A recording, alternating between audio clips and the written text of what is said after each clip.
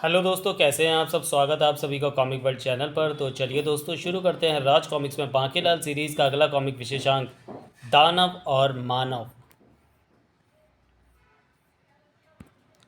संजय गुप्ता पेश करते हैं दानव और मानव।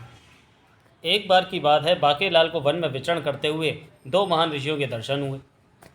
अरे, बड़े विचित्र ऋषि हैं। मैं देख रहा हूँ, एक काफ़ी समय से एक टांग उठाए अपनी दूसरी टांग पर खड़ा है और दूसरा ऋषि झुका हुआ है। आखिर माजरा क्या है? रहस्य खुला। वत्स बाकेलाल, ये हैं ऋषि जोगाचार और मैं हूँ ऋषि चलताचार। ईश्वर को प्रसन्न करने के लिए प्रत्येक ऋषि कोई ना कोई कठोर तप अवश्य करता है। हम दोनों ने सदैव साथ रहकर तप करने का ये उपाय किया है। अर्थात पुत्र बाकेलाल, ऋषि झुकाचार आजीवन इसी प्रकार झुके रहेंगे और स्वयं चलेंगे नहीं, और मैं इसी प्रकार चलता रहूँगा, कभी झुकूंगा नहीं। आश्चर्य है, यदि आप चलते रहेंगे और ऋषि झुकाचार झुके रहेंगे तो आप तो चलते चलते कहाँ से कहाँ पहुँच जाएंगे, और फिर ऋषि झुकाचार आजीवन आपके साथ कैसे बने रहेंगे? अवश्य बने रहेंगे पुत्र। जिस प्रकार फल के साथ बीज बना रहता है, डाली के साथ पत्ता बना रहता है और शहद के साथ छत्ता बना रहता है, किंतु ये किस प्रकार संभव है? ऋषि झुकाचार ने मुझसे भी अधिक कठोर तप करने का निश्चय किया है, इसलिए उनके झुके हुए शरीर को चलाने के लिए मैं पीछे से उन्हें लात मारूंगा। इस प्रकार वो गेंद के समान आगे को लुढ़कते हुए चलेंगे। मैं लात मारता हुआ चलूंगा और वे गेंद के समान लुढ़कते फुढ़कते हुए। अब समझ में आ गया कि हम सदैव साथ साथ ही रहेंगे। ओह, इसलिए ऋषि झुकाचार ने पीछे चमड़े का कवच बांध रखा ताकि उन्हें चोट ना लगे। हाँ हाँ हाँ। तो फिर यदि ये बात है तो आप एक स्थान पर खड़े क्यों हैं? समस्या के कारण ही तो खड़े हैं। और समस्या है मेरे पाँव में चुभा कांटा। इस कांटे के कारण मैं चल नहीं पा रहा हूँ। किंतु कांटा तो पाँव में नहीं चुभा हुआ। कांटा मेरे उस पाँव में चुभा हुआ है जो मैंने भूमि पर रखा हुआ है। कमाल है, तो फिर दूसरा पाँव क्यों उठा रखा है? वो तो मैंने इसलिए उठा रखा है कि कहीं भूल से मैं चलने ना लगूं। कांटा लगे पाँव से चलूंगा तो मुझे पीड़ा होगी, पाँव में जहर बात भी तो हो सकता है। मैं और ऋषि झुकाचार इतनी देर से यही सोच रहे हैं कि भूमि पर रखे मेरे पाँव में से कांटा कैसे निकाला जाए। हाँ, किंतु अभी तक इस समस्या का कोई हल नहीं निकला। कांटा लगा आए लगा। यदि कोई हमारी समस्या को हल करके हमें पुनः चलता कर दे तो हम उसको वरदान देंगे। मूर्ख कहीं के। ऋषि झुकाचार चाहे तो झुके झुके पल में ही कांटा निकाल दे। ये तो मेरे बाएं हाथ का खेल है। ऋषि चलताचार, कृपया कर अपना उठा हुआ पाँव भूमि पर रखकर दूसरा पाँव उठाकर खड़े हो जाएं। यदि तुम ऐसा कहते हो तो मैं ऐसे ही करता हूँ। बाकेलाल के कहानुसार ऋषि चलताचार ने वैसे ही किया। तब ये लो, ये मैंने निकाला आपके पाँव में चुभा कांटा। खींचना। आ वाह, ये तो सचमुच कांटा निकल गया। क्या कांटा निकल गया? तो फिर मार लात।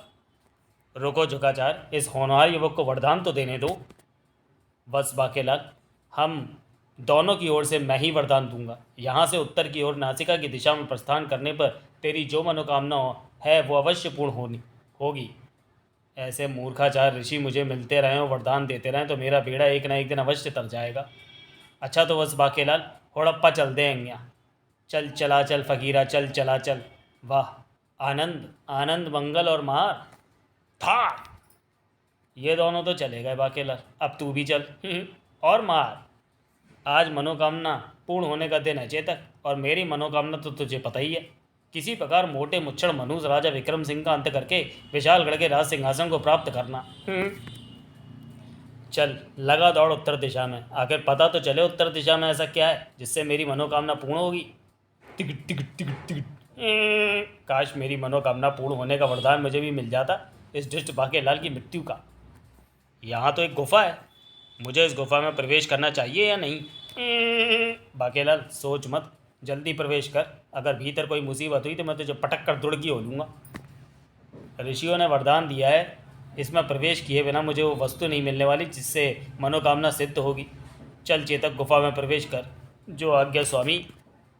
बाकेलाल गुफा में चेतक को दौड़ाता चला गया। Ticket ticket ticket ticket. भयानक दृश्य प्रस्तुत करती इस गुफा में प्रवेश करके मैंने कहीं कोई भूल तो नहीं कर दी? बाकेलाल घबरा मत, आगे बढ़े जा, सब भला होगा। ये गुफा तो सक्रिय होती चली जा रही है। चेतक, अपनी गति धीमी रखियो, कहीं मेरा से छत से उभरे किसी पत्थर से न टकरा जाए। अब ये गुफा इतनी सक्रिय हो गई है कि मुझे घोड़े से उतरकर पैदल ही आगे बढ़ना होगा।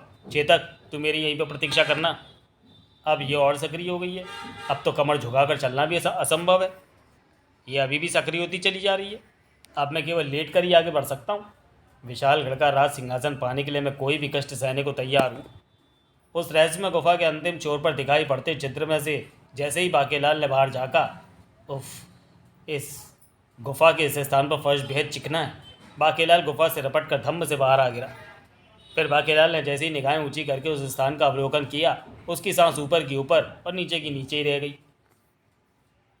राक्षस लोक, ये तो राक्षसों की बस्ती है। मार हमको नहीं छोड़ेगा। प्रत्येक माह 21 राक्षसों की उसके हाथों मृत्यु उसके जीवन को दीर्घायु प्रदान करती है। राक्षस राज होड़प्पा की हो। कल उसने 5 राक्षसों को बेरहमी से मार डाला था। आज भी वह दुष्ट किसी भी वक्त आकर मार काट मचा सकता है, क्योंकि 16 राक्षसों की हत्या अभी भी उसने करनी है और हम तो हथियार लेकर उसके निकट तक नहीं भटक सकते। हाँ, क्योंकि उसका तो शस्त्र ही बड़ा विचित्र है। वो तो हमारे निकट पहुंचने से पहले ही आँखास्त्र चलाकर मार डालता है। आँखास्त्र? बांकेलाल बेटे, उन दुष्ट ऋषियों ने तुझे ये कहाँ फंसा दिया? बाके बेटे, इससे पहले कि तू उन राक्षसों की निगाहें तुझ पर पड़ें, तो उसी क्षेत्र में घुसकर इस स्थान से तुरंत धुड़की हो ले। किंतु बदकिस्मती से रक्षक राक्षसों की निगाहें उस पर पड़ चुकी थी। राक्षस लोग छिद्रपुरी में तुम्हारा स्वागत है मानव। अब हम यहाँ पर तुम्हारा छप्पन छुरी करेंगे। 56 छुरी? वो क्या होता है? तुम्हें 56 छुरियों से काटकर तुम्हारे 56 प्रकार के व्यंजन बनाए जाएंगे। हाँ, जैसे हड्डी कोरमा, जबड़ा तरी, उंगली बिरयानी, खुरपाक, तंगड़ी कबाब। राक्षस राज की जय हो। मानव, अब मार की समस्या से छुटकारा मिल जाएगा। राक्षस ऋषि जुल्माचार ने बताया था कि जब भी छिद्रपुरी पर कोई संकट आएगा तो उस समय यदि किसी मानव की टैं पौं पौं कर दी जाए तो संकट का अंत हो जाएगा। मगर अभी तो राक्षस मेरी 56 छुरी होने की बात कर रहे थे। अब 56 छुरी से पहले टैं पौं पौं होगी। वो क्या होती है? टैं तो ये होती है कि जब तोते की गर्दन मरोड़ी जाती है तो वो खूब टैं करता है। और पौं पौं कहते हैं तोते की चोंच को मानव के होठों पर मिलने की प्रक्रिया को। नहीं, यह प्रक्रिया तोते की चोंच व पंख मानव के शरीर पर लगाकर उसे तोता बनाने की प्रक्रिया के पश्चात पूर्ण होती है। तत्पश्चात उसकी 56 छुरी की जाती है। ए मानव, क्या तू अपनी टैं पौपा करवाने के लिए तैयार है? यदि मैं ना कहूँगा तो क्या तुम मेरी टैं पौपा नहीं करोगे? नहीं, हम तो फिर भी करेंगे। राक्षस पति को दुष्ट दानव मार से बचाने के लिए अत्यावश्यक है, तो करो मेरी टैं पौपो। किंतु इससे पहले कि राक्षस बाकेलाल की टैं पौपा कर पाते, अखियों से मारे मारे अखियाँ कमाल की, दुष्ट दानव मार आ गया।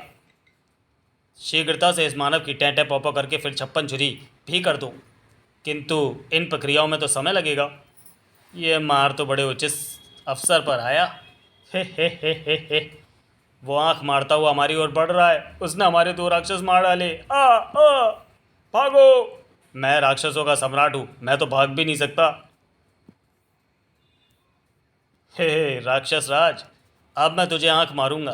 पहले मैं पत्थर से मारता था, फिर चट्टान से मारने लगा। एक दिन देवी पहाड़ मुझ पर प्रसन्न हो गई, बोली पत्थर क्यों मारते हो, पहाड़ मार दो, हम तो यूं ही मर जाएंगे, बस आंख मार दो। तब से मैं आंख से मारने लगा। ए मानव, यदि तू इस दानव से मेरी प्राण रक्षा करे तो मैं तुझे बचकर भाग निकलने का अवसर दे दूंगा, अन्यथा याद रख, तू छिद्रपुरी से आजीवन नहीं निकल पाएगा। मारने के लिए ये आँखास का प्रयोग करता है। यदि इसकी आंखों में धूल झोंक दी जाए तो ये अपनी पलकें नहीं झपका पाएगा, जिससे कि आंख नहीं मरेगी। किंतु हमारे छिद्रपुरी में धूल नहीं होती, हमारे विशालगढ़ में बहुत होती है। फिर इससे पूर्व की आंख मारकर राक्षस राज का अंत कर डालता। ये क्या? ये मेरी आंखों में धूल कौन झोंक रहा है? ओह मानव दानव से टक्कर ले रहा है। किंतु छिद्रपुरी में धूल कहाँ से आई? मैं बहुत देर से घुड़सवारी कर रहा था, फिर गुफा में काफ़ी धूल थी जिस पर रेंगता हुआ मैं यहाँ तक पहुँचा, इसलिए मेरा कुर्ता धूल से भर गया था। मैंने अपने कुर्ते में चिपके रेत व धूल के कण दानव मार की आंखों में छिड़क दिए। मेरी आंखें नहीं खुल पा रही। मारो मारो, भाग बेटा मार, अन्यथा आज ये दुष्ट राक्षस तुझे ही मार डालेंगे। मैं फिर आऊँगा, भयानक बदला लूँगा। इस बार धूल भी मेरा कुछ नहीं बिगाड़ पाएगी। दुष्ट दानव फिलहाल तो फरार होने में सफल हो गया, किंतु जाते जाते वो पुनः आने की और भयानक बदला लेने की धमकी दे गया। इसका मतलब ये हुआ कि संकट अभी टला नहीं है। और वो मानव कहाँ गया? उसी के कारण मेरे प्राण बच सके। दुष्ट मार का अंत करने के लिए मुझे जिस अंजन की आवश्यकता है उसको अंजन मंजन मुक्कू ताका झाकी घाटी से केवल कोई मानव ही ला सकता है। उस अंजन को आंखों में लगाने से संसार भर में रखे दिव्यास्त्र उस व्यक्ति को दृष्टिगोचर भी होने लगते हैं और उसके गुलाम भी हो जाते हैं तथा अंजन का धारक उनसे अपनी इच्छा अनुरूप काम ले सकता है। उस मानव को ढूंढो, क्योंकि मुझसे झांपू देव का ताबीज लिए बिना उसने यहाँ से निकलकर वापस विशालगढ़ जाने की चेष्टा की तो उसके शरीर में छिद्र ही छिद्र हो जाएंगे और वो छलनी के समान दिखने लगेगा। मैं यहाँ हूँ तुम्हारे पीछे। अरे ये मानव तो हमारे पीछे ही खड़ा है और तुम मुझे मानव नहीं बांकेलाल के नाम से पुकार सकते हो। बांकेलाल, मैंने तुमसे कहा था कि यदि तुम मार से हमारी रक्षा करोगे तो मैं तुम्हें यहाँ से जाने दूंगा। ये लो, ये है झांपू देव का ताबीज़ खसमानू खानी। यदि तुम अंजन नहीं लाना चाहते तो ये ताबीज़ लेकर हमें हमारे हाल पर छोड़कर यहाँ से जा सकते हो। ये ताबीज़ तो मैं रख लेता हूँ, किंतु ये नहीं हो सकता राक्षस की मैं अंजन लेने ना जाऊँ और तुम्हें उस दुष्ट दानव मार के संकट पर फंसा छोड़ जाऊँ। अब तुम मुझे बताओ कि ये अंजन मंजन मुगू ताका झाकी घाटी कहाँ पर है। ढीठ पहाड़ी पर चढ़कर जब तुम पीठ पहाड़ी से नीचे उतरोगे तो आगे तुम्हें मिलेगा कपटी झरना। कपटी झरने को पार करने के बाद तुम रपटी क्षेत्र में गुजरकर दुष्ट भूमि पर पहुंचोगे। दुष्ट भूमि से गुजरकर तुम स्वयं घाटी में पहुंच जाओगे। बाकेलाल, मैं तुम्हें सरीसृप शक्ति सपाटा देता हूँ। तुम्हें जब भी इसकी आवश्यकता पड़े तुम इसको पुकारने से पहले सपाटा मंत्र बोलना। तब मंत्र याद करने के पश्चात तब फिर अप्पा हुण चल देंगे यहाँ। तुम जितनी जल्दी अंजन लेकर आओगे उतनी जल्दी हमें मरा की मुसीबतों से छुटकारा मिलेगा। चलते चलते बाकेलाल को थकान लगने लगी। मेरे पाँव यहाँ की धरती पर तेज़ नहीं चल पा रहे जितना विशालगढ़ की भूमि पर चलते हैं। अरे ये क्या, मैं तो गिर पड़ा। अब मैं थककर इतना चूर हो चुका हूँ कि एक कदम भी और आगे नहीं उठा सकता। तो फिर ढीठ पहाड़ी तक कैसे पहुँचूँगा। ओ सांप, सांप! राक्षस राज ने मुझे सरीसृप शक्ति दी थी। सरीसृप तो रेंगने की शक्ति होती है। मैं सपाटा मंत्र बोलता हूँ। हिल हिल हिल मिल मिल मिल, आटा आटा आटा तुझे मारू चाटा चाटा चाटा चाटा, मिल गई शक्ति सपाटा। ओ ये क्या, मेरे पाँव सांप जैसे रेंगू हो गए। ओह, तो यही है सरीसृप शक्ति। इन रेंगू पाँवों की मदद से मैं भी सांपों के समान रेंग कर तेज़ी से आगे बढ़ सकता हूँ। हिस हिस, अरे बाप रे, ये कैसा सांप है। हाँ, पाँव से सांप, देह से मानव। बाकेलाल शीघ्र ही ढीठ पहाड़ी के निकट जा पहुँचा। यही है ढीठ पहाड़ी जिस पर चढ़कर मुझे पीठ पहाड़ी से नीचे उतरना है। थम! लगता है जल्दबाजी में लापरवाही से मैं ऊपर चढ़ गया। अबे आराम से ऊपर चढ़ वरना फिर से गिरेगा। उफ, मैं स्वयं नहीं गिर रहा, मुझे ऐसा लग रहा है जैसे कोई अदृश्य शक्ति मुझे धक्का मार रही है। अबे कौन है बे? तो बिल्कुल ठीक समझा मानव, मैं ढीठ पहाड़ी हूँ। ऊपर चढ़ने से पहले तुझे मुझे मेरी इच्छा के अनुसार पहाड़ी सुनाने होंगे, अन्यथा तू 7 जन्म लेकर भी ढीठ पहाड़ी पर नहीं चढ़ सकता। और ध्यान रहे, पहाड़ा गलत हुआ तो मैं करूँगी तेरा आलू का चालू। पहाड़े तो मुझे आते हैं, ठीक है, पूछो। सबसे पहले तू मुझे सुना एक का पहाड़ा। एक का तो बहुत आसान है, एक एकम एक, एक दूनी दो, एक तिया तीन। यह पहाड़ा तो तूने बिल्कुल ठीक सुना दिया। अब तू मुझे सुना 19 का पहाड़ा। 19 एकम 19, 19 दूनी 38, 19 तियाँ गुणा करके देखना पड़ेगा। 19 तियाँ मतलब 9 तिया 27 का 7 बचे 2, 3 एकम 3 जमा 2 मतलब 57। 19 तिया 57। वाह, बिल्कुल ठीक, तू तो बड़ा होनहार व होशियार है। मानव, तुझे तो गुणा भी आती है, किंतु ध्यान रहे यदि एक भी पहाड़ा गलत हुआ तो मैं करूँगी तेरा आलू का चालू। हाँ। अब तो मुझे सुना 1999 का पहाड़ा। 1999 का पहाड़ा तो होता ही नहीं, पहाड़े तो केवल 20 तक होते हैं। नहीं, मैं तो 1999 का पहाड़ा भी सुनूंगी, अन्यथा तो तुझे पहाड़ी पर नहीं चढ़ने दूंगी। पर इस प्रकार तुम कब तक सुनोगी, कम से कम इतना तो बताओ। जब तक मेरा मन करेगा। एकम तक सुनाने से काम नहीं चलेगा। बिल्कुल नहीं, 10 तक ही सुनाना होगा। 1999 एकम 1999, 1999 दूनी दूनी 3998, 1999 तिया। ध्यान रहे मानव, यदि पहाड़ा गलत हुआ तो मैं तेरा आलू का चालू बेटा कहाँ गए थे करूँगी। 1999 धाम 19,990। अब तो मुझे सुना है 1,000 पौने ढाई का पहाड़ा। ये पहाड़ा मैं तो क्या, मेरा बाप भी नहीं सुना सकता। तो फिर तू ढीठ पहाड़ी पर नहीं चढ़ सकता। चल दुड़कियो।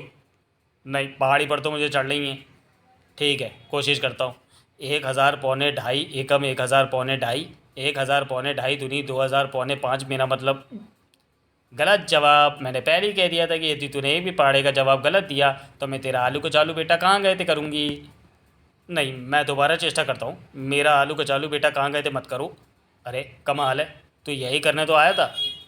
अरे मानव, तू समझा नहीं। वास्तव में पहाड़ी का गलत जवाब देने पर आलू कचालू बेटा कहाँ गए थे का अर्थ इस पहाड़ी पर चढ़ना ही तो है। इसलिए तो मैं तुझसे भारी भरकम पहाड़े पूछ रही थी, ताकि तू कहीं ना कहीं चूक अवश्य करे और मैं तुझे पहाड़ी पर चढ़ने दूँ।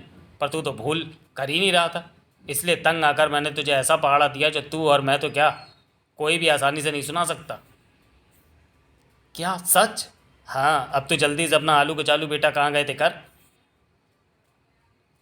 बाके जड़ से पहाड़ी पर रेंग कर चढ़ता चला गया। ये सरीसृप शक्ति भी कमाल की है। मैं रेंग कर फटाफट ऊपर आ भी गया तो यहाँ से ढीठ पहाड़ी पीठ पहाड़ी हो जाती है। तूने बिल्कुल ठीक समझा मानव। मुझसे मिल, मैं हूँ पीठ पहाड़ी।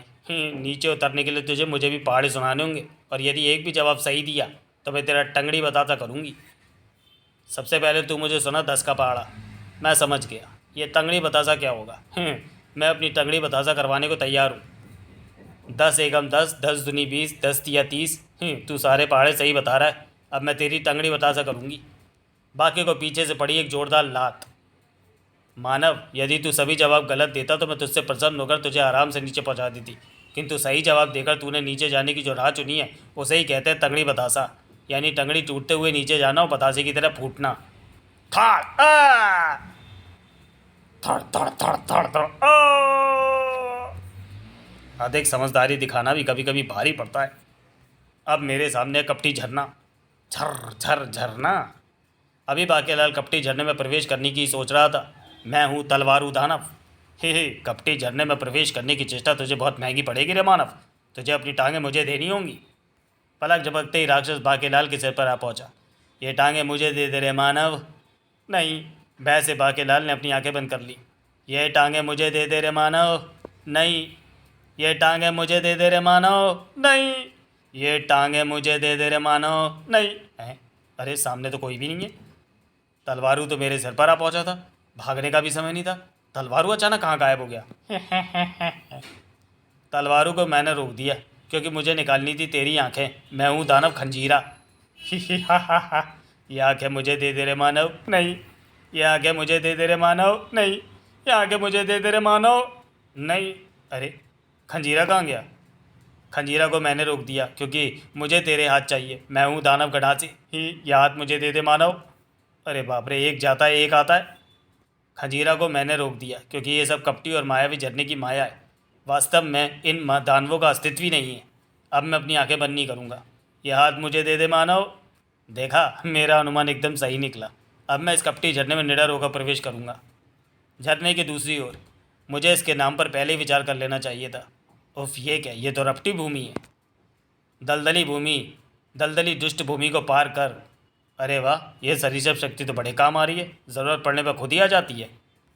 बाकेलाल पहुंचा अंजन मंजन बुक्कू ताका झाकी घाटी में। अंजन मंजन घाटी में आपका स्वागत है। यहाँ अंजन और मंजन नामक चूर्ण फल मिलते हैं।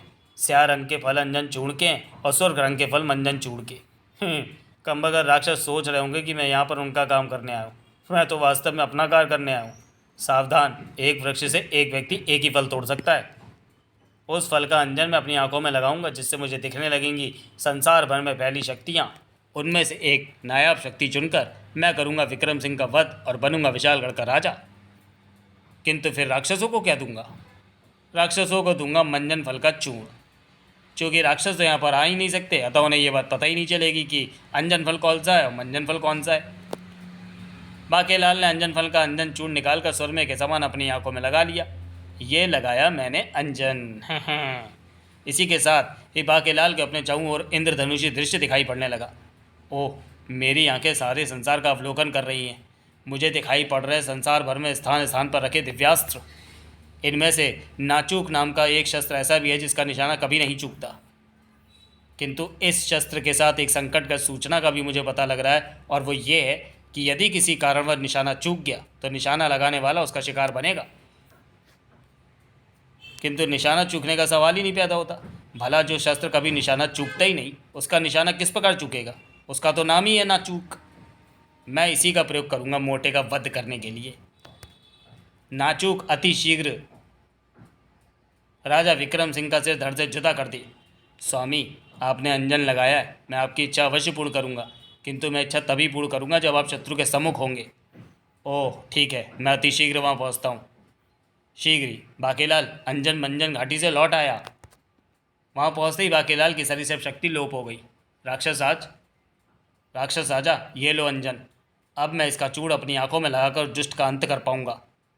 राक्षस राज ने अंजन फल अभी हाथ में ही लिया था कि अंजन मैं लगाऊंगा। था आ!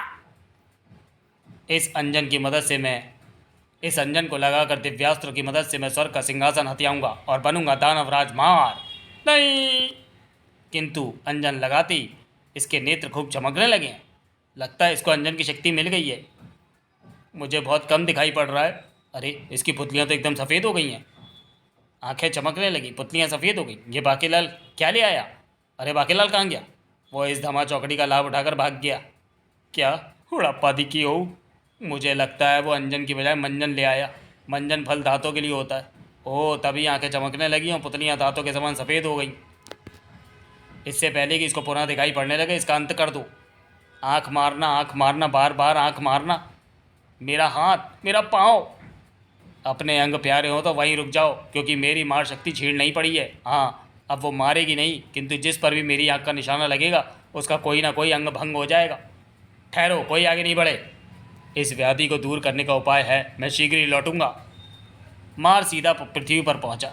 इस व्याधि को दूर करने का एक ही उपाय है, मुझे किसी स्वस्थ राजा की निरोगी आंखों का फलूदा कुल्फ़ी बनाकर खानी होगी, और ये कार्य मैं इस राजा की आंखों की फलूदा कुल्फ़ी बनाकर पूर्ण कर लूँगा। बचाओ सैनिकों, खत्म कर दो इस दुष्ट दानव को। हम शस्त्र लेकर आते हैं। ही राजा, तेरी स्वस्थ आंखों की फलूदा कुल्फ़ी बनाकर खाने से मेरी रोगी चक्षुओं का रोग दूर होगा। तो फिर ऐसा मत करो। पहली बात तो यह है कि हमारे यहाँ पर फलूदा नहीं मिलता। दूसरी बात यह है कि मुझे बालकाल से ही रतौंधी का रोग है, जबकि तुम्हें स्वस्थ नेत्रों की आवश्यकता है। इसलिए मेरे माता पिता ने मेरा नाम रतौंधी सिंह रखा है। क्या तुझे रतौंधी है? यदि मैं तेरी आंखों की फलूदा कुल्फ़ी बनाकर खा लेता तो मैं स्वयं भी औंधा हो जाता, क्योंकि तुझे रतौंधी है। मुझे किसी दूसरे राजा का पता बता। मेरा पड़ोसी राजा है, राजा विकार सिंह। मार जा धमका सीधा विकार सिंह के महल में। राजा विकार सिंह, मुझे तेरी आंखों का मुरब्बा चशनी चाशनी बनाकर सेवन करना है। महाराज, राक्षस आ गया। राक्षस तो अभी बहुत दूर है कमबख्तों, जल्दी से महल के फाटक बंद कर दो। महाराज, राक्षस दूर नहीं है, वो तो आपके बिल्कुल निकट आ चुका है। मैं निकट हूँ, किंतु फिर भी इसको दूर क्यों दिखाई पड़ रहा हूँ? हमारे महाराज को पासूदा नाम का नेत्र रोग है, इसके पास की वस्तुएं दूर दिखाई पड़ती हैं। नेत्र रोग? मैं इसकी आंखों का मुरब्बा चशनी बनाकर नहीं खा सकता। मुझे किसी और राजा के बारे में बताओ। हमारे पड़ोसी राजा है ना, राजा नामुराद सिंह। मार सीधा पहुंचा राजा नामुराद सिंह के पास। राजा, मैं तेरी आंखों की भले पापड़ी चाट बनाकर खाऊंगा। सैनिकों, दही सौंठ व चटनी का प्रबंध करो। राक्षस भैया, तुम मेरी आंखों की भल्ले व पापड़ी चाट बनाकर खाओ या रसगुल्ला समझकर, मुझे भला इससे क्या परेशानी होगी? मैं तो पहले ही नेत्रहीन हूँ। नेत्र रोग अधूरे के कारण मैं अंधा हो गया। नेत्रहीन? तब तो मैं इसकी आंखों की भल्ले पापड़ी चाट बनाकर नहीं खा सकता। किसी और राजा का नाम पता बताओ। राजा तो फिर एक ही है, राजा विक्रम सिंह। इधर बाकेला प्रसन्नता से भरा सीधा पहुंचा राजा विक्रम सिंह के पास। मोटे की मृत्यु का तमाशा मैं स्वयं भी देखूंगा। बाकेलाल, तुम कहीं चले गए थे? महाराज, मैं मृत्यु की व्यवस्था करने गया था। मेरा मतलब है महाराज कि मैं वो नींद में था और स्वप्न में मैं किसी राक्षस की मृत्यु की व्यवस्था करने गया था। ओह, तो ये बात है। ऐ नाचूक, वार कर। तभी हो हाय है हा हा हा। अरे बाप रे, ये तो राक्षस मार है। ये यहाँ भी आ पहुँचा। इसकी आंखों में धूल मैंने ही झोंकी थी। ये मेरी तलाश में ही यहाँ आया होगा। राजा, मुझे तेरी आंख के पकौड़े बनाकर खाने हैं, और मुझे तेरी आंखों में कोई विकार भी दिखाई नहीं पड़ रहा। हाँ, मेरी आंखें निर्विकार हैं। तभी गड़गड़गड़ाहट। ओ, ये भयंकर गड़गड़ाहट का स्वर कैसा है? ये नाचूक प्रहार कर क्यों नहीं रहा? मैं आ गया विक्रम सिंह, मरने के लिए तैयार हो जा। गड़गड़ गड़गड़ाहट। वो मारा, ये तो नाचूक है। नाचूक तीव्रता के साथ राजा विक्रम सिंह की ओर बढ़ा। महाराज बचिए, ये तो आप ही की ओर आ रहा है। तब तो मैं पीछे हट जाऊं, कहीं ये मुझे ना लग जाए। ये तो मुझे ही लग गया। बेड़ा गर्क, ये तो मार को जा लगा। बाकेलाल, मैं अंजन का दास अवश्य हूँ, किंतु मंजन का प्रबल शत्रु। यदि मंजन का कोई धारक मेरे सम्मुख आता है तो मुझे उसके वध को प्राथमिकता प्रदान करनी ही थी।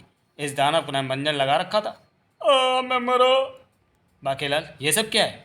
वो मैं महाराज, ये आपको मैं बताता हूँ महाराज।